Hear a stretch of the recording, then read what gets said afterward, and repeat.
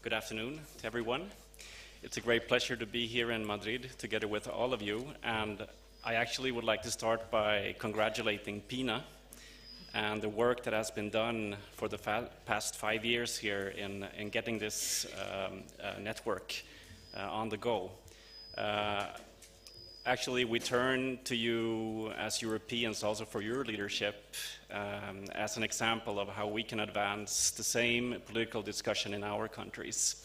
So I actually would like to start by giving an applause to PPiiNA.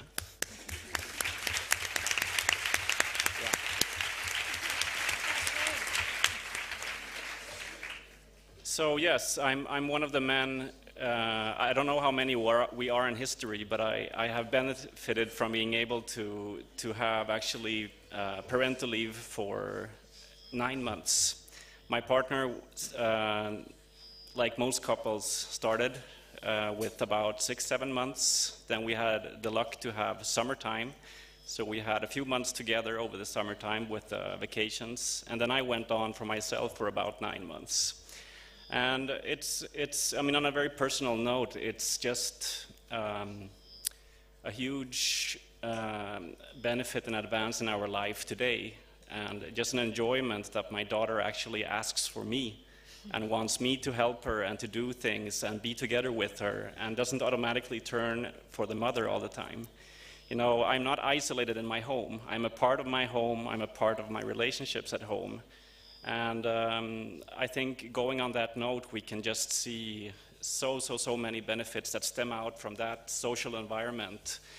I'm very pleased when I find, I'm not an academic, I'm an activist. Actually, my background is an engineer. I worked for 10 years before I started to work with gender equality. I worked with electronics.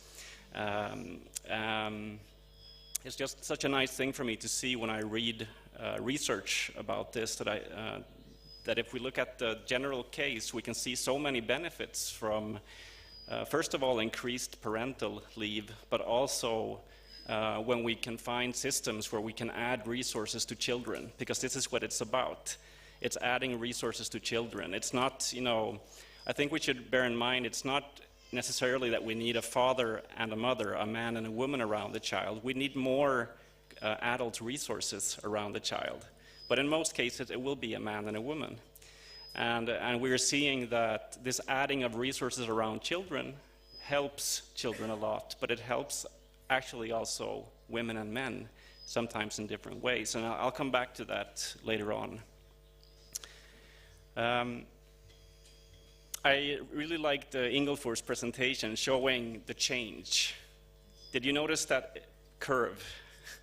I mean, it describes something that we want, right? Something we're after.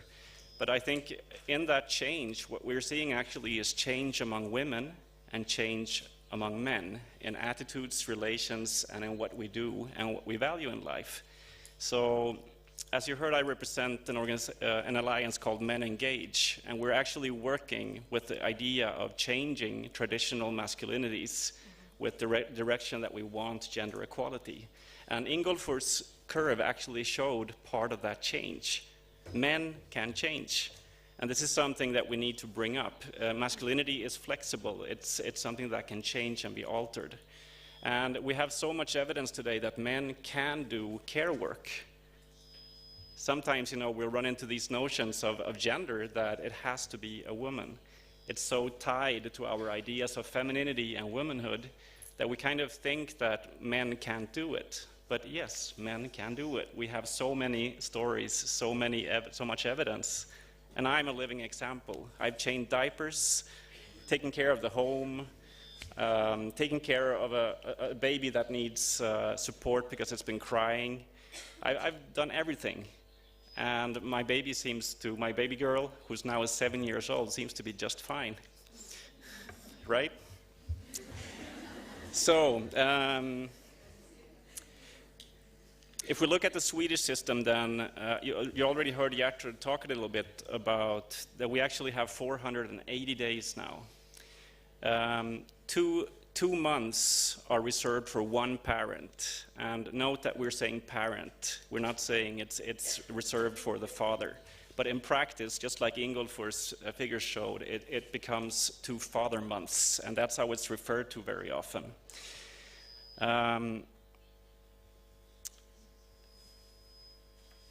Sweden is not maybe the haven that you think that everybody agrees around this. It's actually, those 2 months are under attack by conservative groups who actually want to take them away and want to make the situation more the traditional gender divide that we have in history and in many countries.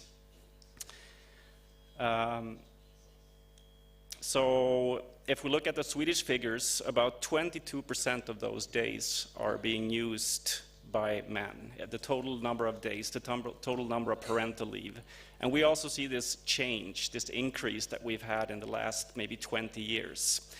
It's been quite slow, but we can see certainly a connection that when we introduce non-transferable months or days, that changes things. Policy is not the only solution, but it's a very important solution. Without policy change, it's too slow. About 20% of the fathers in Sweden don't take out a single day, but 80% then take at least 1 or more days. And we can add that in the Swedish system, we have 10 days for the father when the child has been born. So we can actually be, the couple can be at home together for the first period of time, and discussions are now to extend that to 20 or maybe even 30 days. Because young couples today are demanding, they want to be together and work together with the care job when the child is born. So just a comment to the discussion we had earlier here about the 6 weeks recuperation for, the 6 weeks that were intended for as a public health or a health issue for women. I think my thinking immediately becomes this, that this is again implying that all women are uniform, that all women have the same health problems, but we know that women are not uniform. Women are different, so there are a lot of women who don't have health problems in the initial phases. And if it's a health problem, it should be addressed by the health insurance system, not by the parental leave system. It's very obvious in my thinking.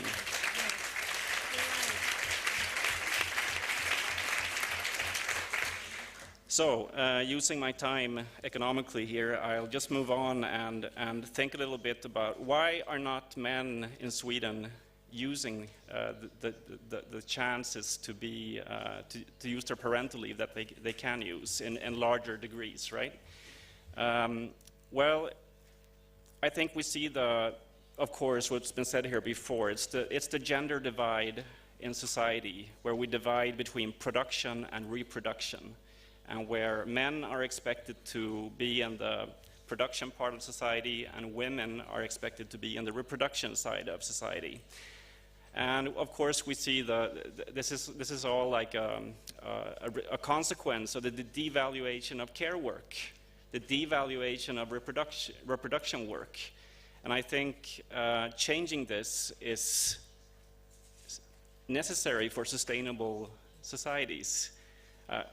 We need to demand more space and more value for care work. It's a crazy idea that we're not valuing care work more than we do. And I think it's one of the core ideas of the gender unequal society that care work is devalued all the time. We need to increase the value.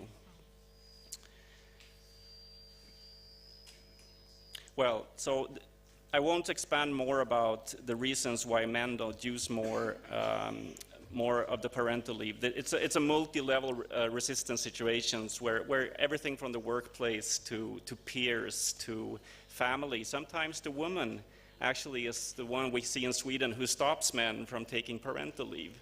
Because of course, if the society expects that women are supposed to be mothers first and foremost, many women will answer to that by holding hard on to motherhood.